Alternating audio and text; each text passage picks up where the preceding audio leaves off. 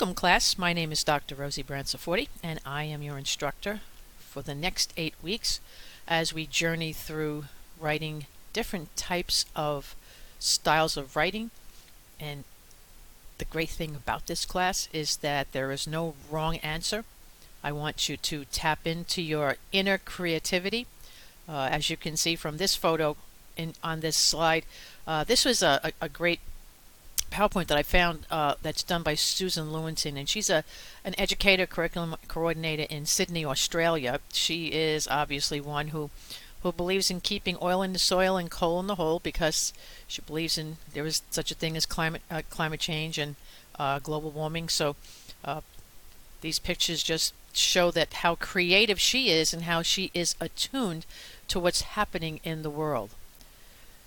So as we go through this class, you'll be writing a variety of items, including a narrative. Narrative is a way of telling a story. It can be fact, fantasy. It can be about something that happened in the past. You'll be doing a few assignments such as that. Something that you experienced. It usually you will recount the events in the order that they occurred. But the narrative does more than just saying what happened. You know, I went to the store, I bought a quart of milk, I dropped it as I walked out the store, went back in the store, I bought another quart of milk, I was careful this time, I went home, and I made chocolate milk. Now, that is events in order that they occurred, but you want to do more than just retelling those series of events that I just did. You want to create an experience that you can share with the reader, and you can do this by using different literary techniques. You might want to ask a question in the middle of that. Have you ever dropped something that you just purchased? Are you so embarrassed that you would not go in the store and say, I'm so clumsy that I dropped the milk and I want my money back? So you want, this is what I'm trying to explain, that you just don't just shoot out exactly what happened. You want to add to it. You want to kind of pad it. You want the reader to understand what you're going through so that the reader can show some empathy, show some concern about what may have happened. You may have been really nervous that day. So other features of a narrative that they use direct speech. You can use incomplete sentences. You can use phrases for impact.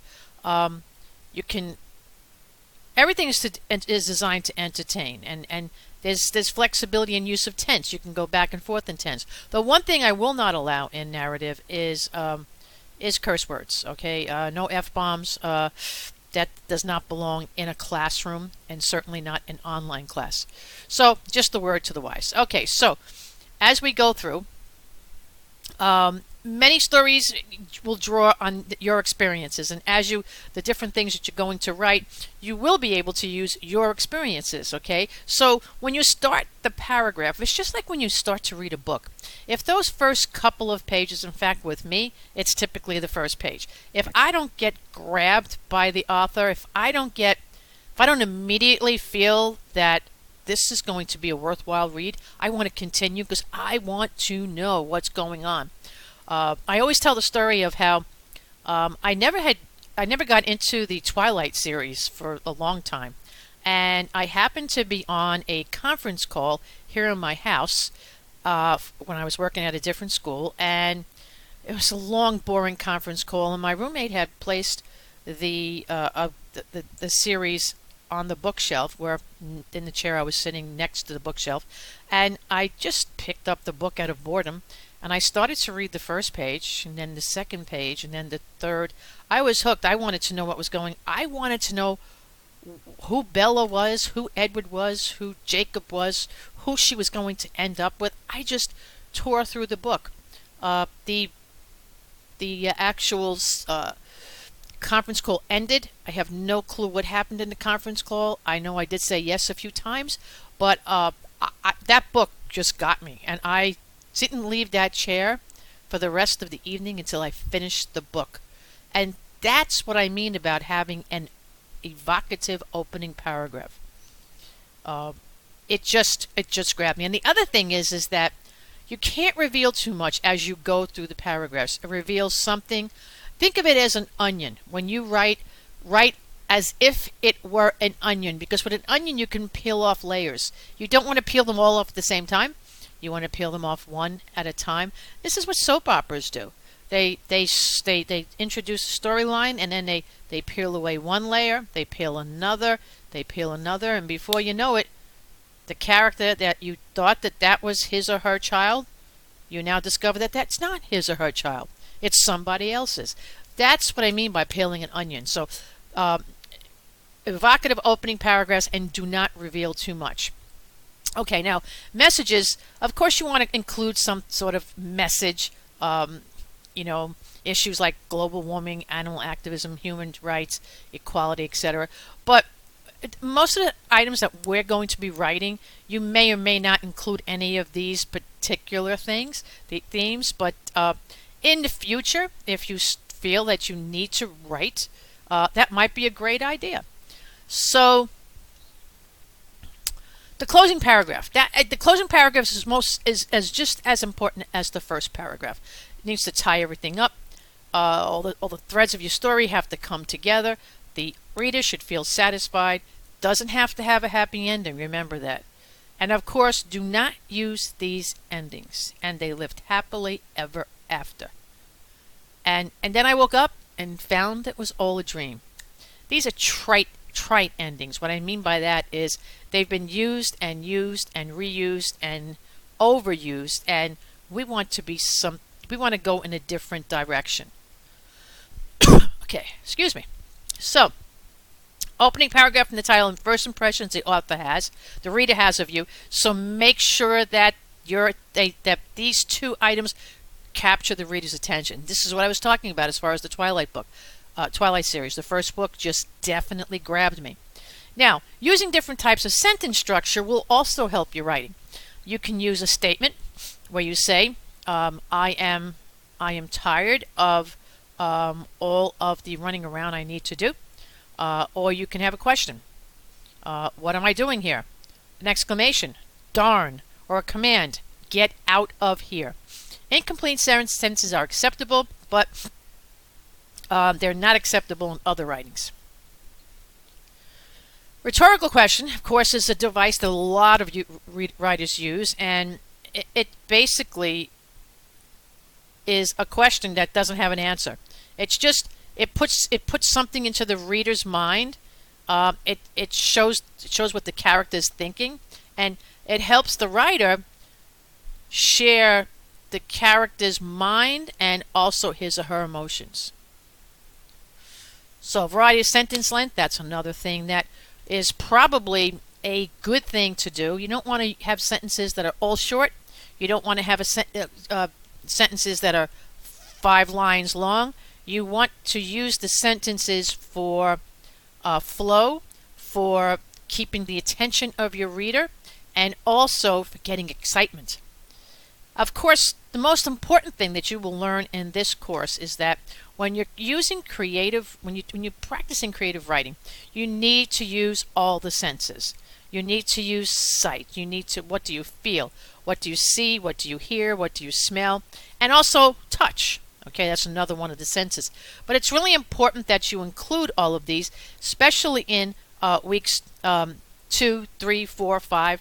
These are important, using those senses. Like I said at the very beginning when I started speaking, it's important that with this class, you kind of tap into what you are, what you feel. We will spend about 2 weeks basically working on creating characters. And sometimes we can create these characters on people that you know or that you've met. But make sure that when you're developing your characters that you make a list. There'll be one assignment that you will absolutely have to do this. You will actually break down a character's physical characteristics, how they think, how they feel, how they walk. And it's actually a pretty cool thing to do because it's a great way to develop characters. And of course, character names. In some of the assignments, you also will be required to give characters names. In fact, that's the fun part of the course. So try to give characters names that fit them. Of course, here's Che Guevara. We must not let these harsh times destroy the warmth in our hearts.